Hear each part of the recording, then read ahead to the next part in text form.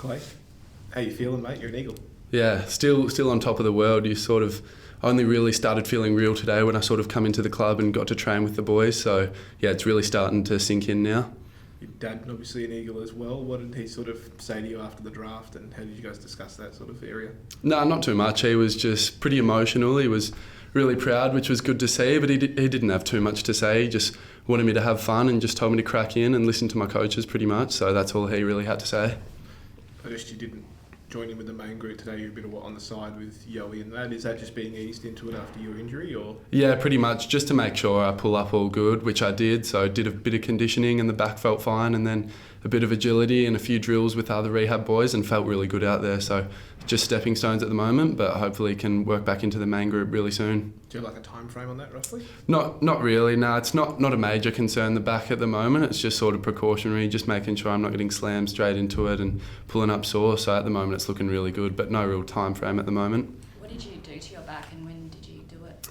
I did it before the championships. I got a knee in the back in a practice match for state and managed to play through state, and then got a scan after that, and it was all good, just a little bit of bone bruising, and then kept playing throughout the season, but that sort of made it worse and worse. And after the last round of the regular season, round 20, got another scan, and there was just a bit of bone stress and a fair bit more bone bruising, so we didn't want to risk a stress fracture, so just pulled out and managed it after that.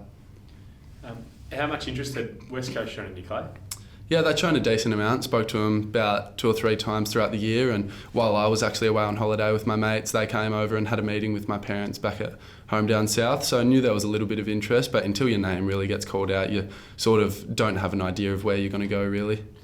Your gut feel staying home, is it some kids love to go to the East Coast and be in that bubble, but it's still pretty, as you know, it can be intense here in a 2-team town. Are you happy to stay here? No, for sure. I was happy to go anywhere. I was sort of just get me on an AFL list and get me out there as soon as I could, and I was happy with that. So to be staying home is a bit of an advantage, and it's good that I've got the family close by. But no, it's been really good just being able to drive an hour and a half up, and I'm already pretty familiar with Perth, and just to move in with Dom Sheed, he's been really good with me. So no, it's been really good so far. What do you what's a realistic expectation for yourself this pre-season and in 2024? Just to really crack in, just give myself everything I can, not really leave anything behind. With a bit of a struggling group over the past few years, you can see the hunger that the group has, and I don't want to let any of them down by dropping behind the group. So just really want to set my standards really high, set a few goals and try to tick all of them off while working as hard as I can. Dare say cracking in and probably work ethic are 2 of your major strengths. Is that the way you see it?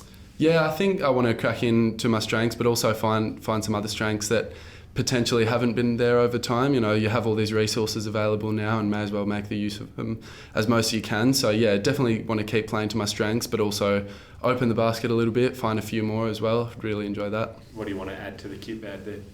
I'd say just to be able to adapt to the AFL system. It's a bit of a step from waffle to AFL, so just to be able to adapt, get used to the fitness that they're at, the physicality that it has to provide in the midfield especially. So just really want to make sure the contested game's up on the inside, and at AFL level the kicking is up to a really high standard, so just making sure I can hit my targets to the standard that it's at. Clay, before your injury, you finished the season, your resume this year is as good as any draftees that was out there, all Australian, played league footy, all that sort of stuff.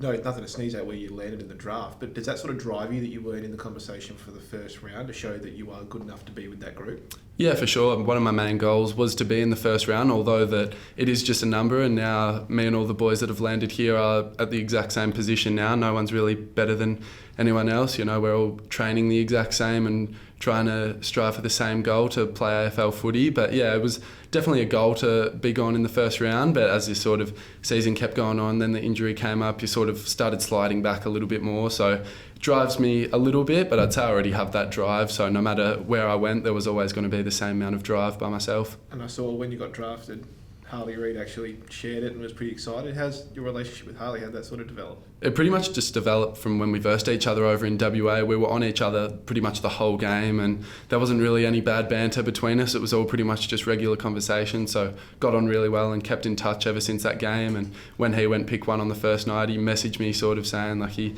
was hoping that I'd come here, which it did end up that way. So the relationship's pretty good, and it would just keep getting stronger, which is cool. Are you looking forward to the future of training drills every year, going one-on-one with someone like him and you two pushing each other to be better? Yeah, for sure. I'd say I've always had a really big sort of competitive edge, and to be able to go up against some big prospects that we've had drafted this year and even the players that are already in the system, yeah, I'm looking forward to that. And can you tell us about your swimming yesterday? Swimming yesterday, yeah, that was a nice little 4x50 relay that we had. So it was me, Chris, Rubes and Will Schofield, and we got on top of the Dockers boys. So that was raising awareness for men's mental health, which was really good organisation that they had going.